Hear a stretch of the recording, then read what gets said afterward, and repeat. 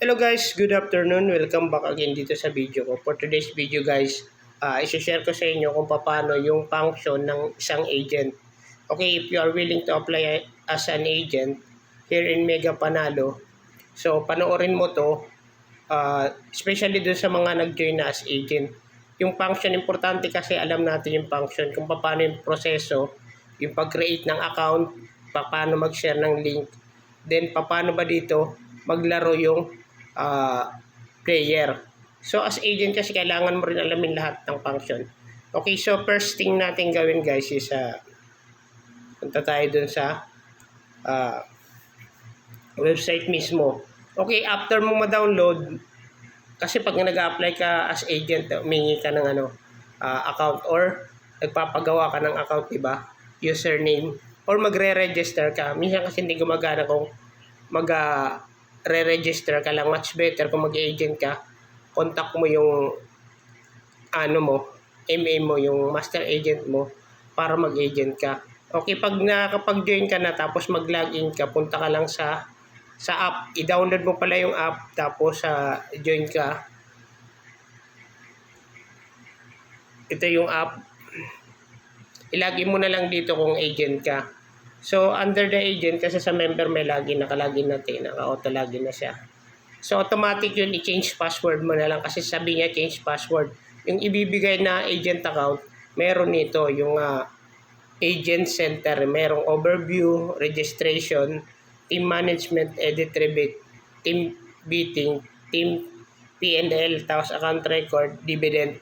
Okay, yung dividend. So, sa dividend, makikita mo dito yung earning mo.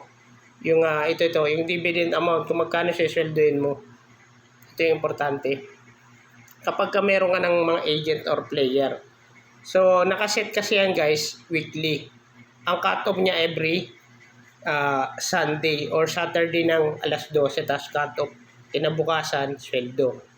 Okay, so ito yung current or previous ko, kasi 1 week pa lang, naka 640 ako kapag withdraw na ako as agent. So, doon tayo sa current, ito 1,200. So, anytime pwede pa siya magbago. Okay, as agent, alamin mo ito yung dividend, kung paano ba. Ang una muna, halimbawa pag naging agent ka, so, kailangan mo ang registration, di ba? Yung link para i-share mo doon sa gusto maglaro sa player. Punta ka dito sa registration. Makita mo dito sa registration yan. Meron dito downline registration, agent or player. Pwedeng ikaw na lang mag-encode pag ganyan player. Yung puti pag nandito agent. Para hindi ka malito. Tanda mo lang, pag clinic mo yung ganyan, player. Pag dito agent. Tapos ilalagay mo, halimbawa, hingi mo yung username. Halimbawa, lagay natin Maria. Okay? 1, 2, 3. Okay, Maria 1, 2, 3. Set mo na lang password 2, 3, 4, 5, 6 para mabilis.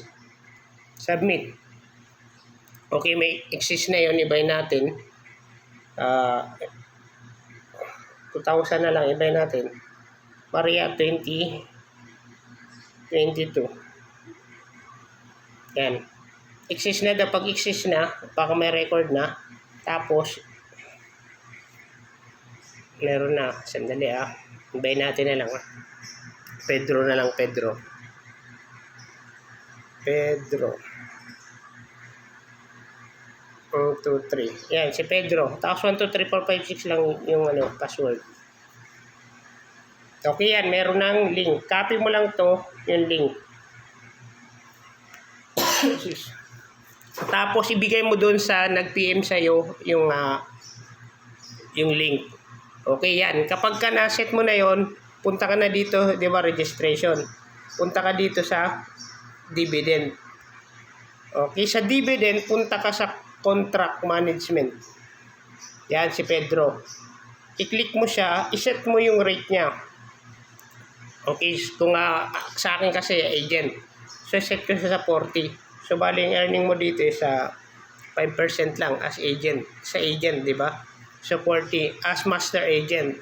Tapos i-set mo. Sa kanya kasi pagka sub-agent, 35. Bahala ka. Okay? Tapos submit mo. Okay, pag ganyan, pag nag-login na siya dun sa account niya, ibig sabihin, agent na siya. Kasi lalabas na yung dividend. Okay, so dito sa baba, ito lalabas yung agent center. Meron siya. Pag player lang kasi wala, dito lang sa taas. Ganon din sa player. Halimbawa, registration, tapos mag-invite ka, link. Okay yan. Create ka dito. Kung link lang gusto mong ibigay, create ka dito, agent, pati player. Generate ka lang. Pagka nakapag-generate ka na, agent, pati player, punta ka sa link management. Okay, dito sa link management, makikita mo dito yung dalawa. Meron ditong settings for settings lang siya, tatlo to bali tatlo. Dapat gumawa ka lang member pati agent. Delete mo yung system link. Baka kasi yun maibigay mo, pupunta yun sa system. Hindi sa'yo yung mga invite mo. Yan, makikita mo, di ba? So, meron dito QR code. Itong QR code, click mo. Yan, sa member. Tapos, i-copy mo. Tapos, ito yung ibibigay mo doon na link sa mga player. Player, registration for player. Kasi member, Tapos, dito sa baba for agent, ito yung QR code din. Okay, copy mo, ibigay mo to. Yun yung share mo. Pwede sila automatic mag-register. Okay, balik tayo. Na, di ba?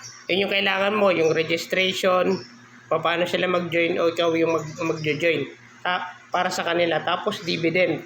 Siset mo yung dividend doon sa mga agent mo.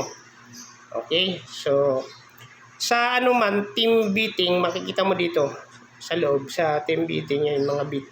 Dito pala, dito sa overview, yung mga agent mo, yung members na nag-join, taka yung deposit, withdrawal. Okay, so nagpa-function naman siya. Alas pareho lang yung ang laki na ng withdrawal, di ba? Okay, yan yung mga function ng ng member mo pati player mo. Pwede mo siya ma-monitor. Tapos dito sa team management, yan makikita mo yung mga yung mga agent mo. Okay, explore mo lang, makikita mo yan. So, importante yan, Okay, ano pa ba? Yun lang. So, dito na tayo sa yung sa pag-deposit, paano mag-deposit. As member, pwede ka rin maging player. Member, tapos, member ba player? As agent, pwede ka maging player dito, pwede mag-game. Kapag nag-deposit ka dito, guys, huwag kang halimbawa kung agent ka, huwag kang mag-ano ng mga promo. Yung percentage, bawal yun. Okay, cash in lang. Ituro mo lang, halimbawa mag-cash in ka. Ganun din sa player.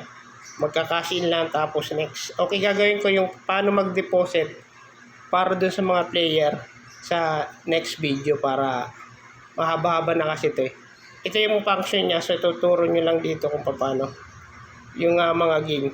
So sa agent lang yan. Mamaya gagawin ko yung video para dun sa player kung paano sila maglaro, tapos paano sila mag-deposit. Same din sa pag-withdraw. Okay, that's all guys. Kung interested ka mag-agent, PM mo ako at kita sa GC para mag-guide or comment ka lang sa baba. That's all. Thanks and God bless.